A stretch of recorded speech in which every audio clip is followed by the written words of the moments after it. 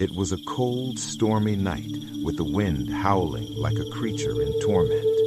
The lights flickered in the old house as Laura and her friends gathered in the dimly lit living room, huddled together for warmth and comfort. The house had been in Laura's family for generations, a grand old mansion nestled on the outskirts of town, shrouded in mystery.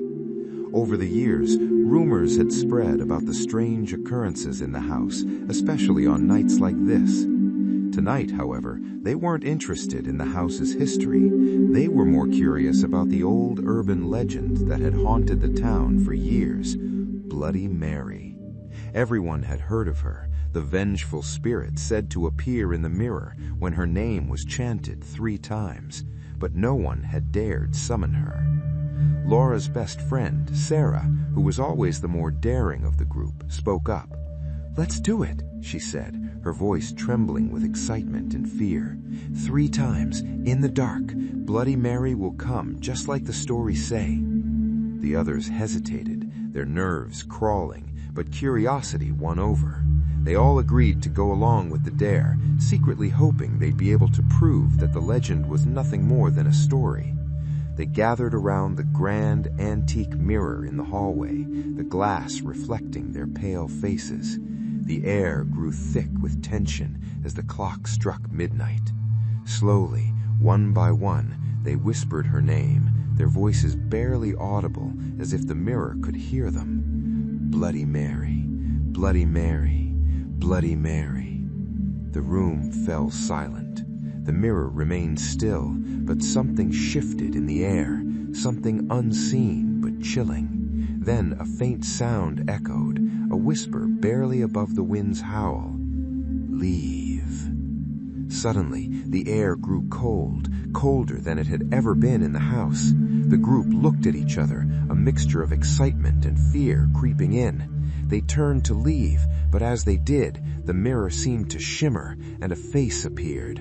Pale, blood-soaked, eyes hollow and filled with endless sorrow. It was Bloody Mary. At first, they thought it was a trick of the light, a hallucination, but when the face in the mirror started to move, the reality of their mistakes set in. Bloody Mary's ghostly figure reached out, her fingers scraping against the glass, as though trying to break free. The air grew heavy with an unnatural presence. Sarah, the first to speak, screamed and stumbled backward, but it was too late. The spirit had already found them. One by one, the lights went out, plunging the room into darkness. Panic ensued, and as they scrambled to find their way out of the house, they heard a voice whispering from the depths of the darkness. "One will stay, one must pay." Terrified, Laura's group scattered, each person running in different directions. But it was Sarah who was the first to realize that she had become separated from the others. She felt the temperature drop even further, her breath visible in the freezing air. Then, from behind her, came the sound of slow, deliberate footsteps. She spun around, but saw nothing. The footsteps grew louder, closer, and then she saw it. A figure in the shadows, the pale, blood-streaked face of Bloody Mary staring back at her.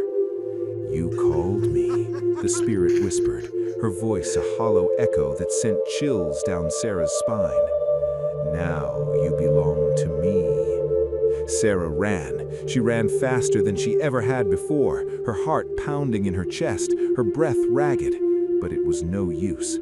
Bloody Mary was faster, her presence enveloping the entire house. Sarah found herself in the attic, trapped in a corner. The windows were locked, and the door was bolted shut.